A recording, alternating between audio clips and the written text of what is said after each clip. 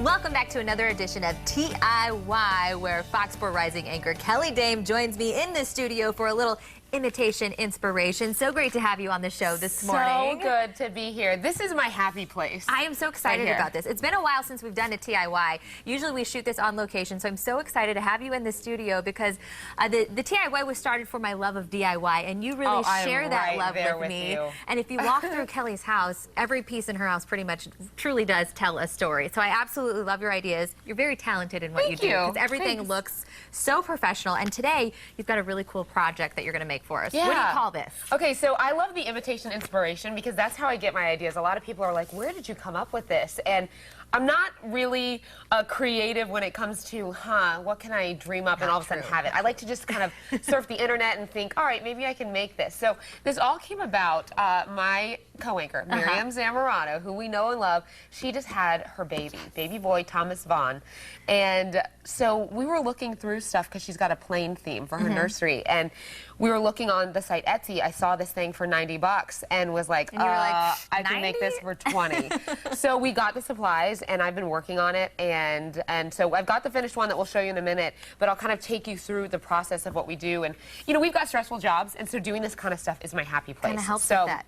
And not to mention the pride that comes along with making something yourself is incredible, because you're kind of hanging that on your wall and you can walk through your house and be like, I made that. Well, and I love that you said, this is what I tell everybody, every piece has a story, and I think that that's so fun, going through and taking pride in your house and what you put in there, and just a lot more love in there. So let's show people how they can save some money. Okay, so first of all, what I did was I went to a hardware store and I got a piece of wood, large piece of wood.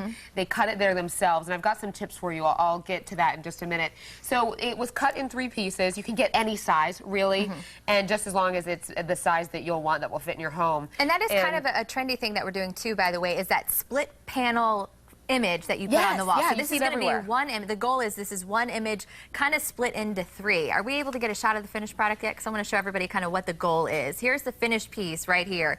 So this is what it's going to look like as soon as Kelly shows you just a few simple steps here. So this is what I did. Okay, so number 1, the whole idea is the antique. That's one of my favorite types of techniques, is to do the antique look on different items. So I wanted to show you guys what I did on the background of these is I just took some paint, white paint, gray paint, whatever you want. You can go a little heavy on the brush at first, go random. Does it matter to go with the grain of the wood, or you just paint that in any direction you want? However you want, because I think the beauty of what's popular right now is that you can make it look distressed, unintentional, and that's what is the best part of it. That's what makes it perfect. Yeah, so don't be afraid to go liberal with all of the paint at first. Put it in just random spots. And then the key is once you have those big globs, so to speak, you kind of work with a dry brush with just these short strokes, and you just go to town. And the consistency too, I think a lot of times, even if you want to lighten it up, you can always add water to the paint maybe, or whatever you want is pretty much how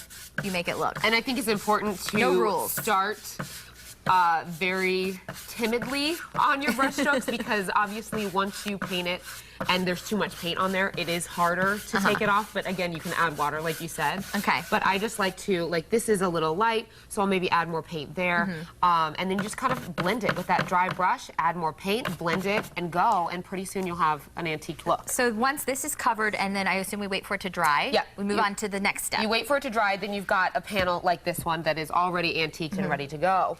So then what I did, and the thing that makes this so easy, is that this painting is a bunch of lines.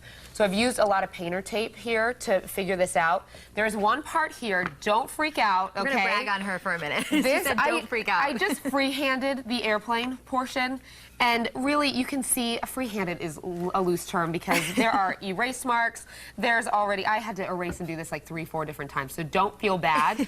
Just free-hand it, and then this will be covered over in paint anyway, so it's not a big deal. So we've got this airplane, and then what I want to show you is the line of the tail is straight. So I just used a piece of painter's tape right there like that. And then as you get to the curves, I then just broke up these pieces of kind of go around the curve of the plane. Exactly, to go around the curve of the plane. It gives you more flexibility on exactly how you want it to look. I would say, too, if you're doing this when you're working with painter's tape, it's always a good idea. Press it down hard to stop the lines from bleeding, because that can happen, too. But that's another great thing about this. If it does bleed, it doesn't matter, because that's kind of the idea. It doesn't have to be perfect. So just about 30 seconds left. Once you've got it taped down, you kind of you paint over it. You wait for it to do you wait for it to dry? So here we go. Yeah, you wait. So I'm gonna just paint in part of the plane. You go. You tape it all around. You do that. You wait for this to dry. While this is drying, then you can create the lines for this side and this side. Okay. So I created one. I kind of eyeballed it. You put a big strip there, a big strip there, a big strip there, a big strip there. And then after all of that's done, then you go through and you add, let me just show you an example here.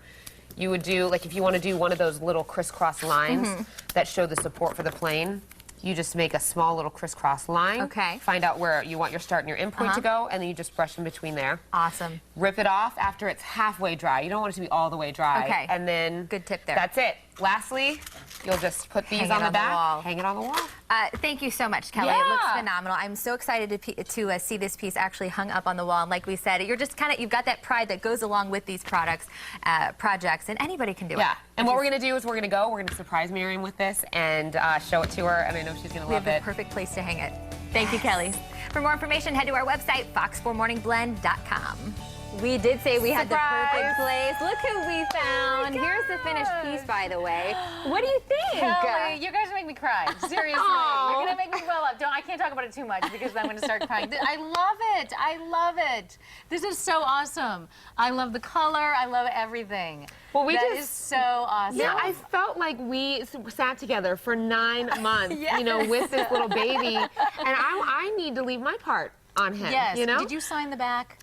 I will. Auntie Kelly needs to sign the back. The price is going to go up. I know. I owe her a lot of money. She's done a lot of projects at my house you guys don't know about. And so I love this stuff. This has a mission. This is going to be hung above Thomas Vaughn's bed, right? Your little boy. Right over his crib. Right over his crib. Oh, he's so cute. It. Yeah, did we get photos of him? We're going to show I a sent few, some. Listen, I will show you photos if you want. I'll show you on the street for all of you viewers. Well, yeah, Kelly, we were so excited to present this to you, and Kelly had this plan in place for some time now. Yeah, so now you get to hang it up yourself. Have fun. There you go. Wait a minute. You guys know I am not crafty. I can't cook. I have to ask Kelly for everything. For. I don't even know how to hang it up right. So you need to come over and help you out with that too. Give me a hug.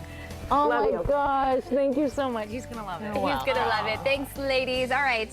And for more information, you can head to our website on any other DIY projects coming.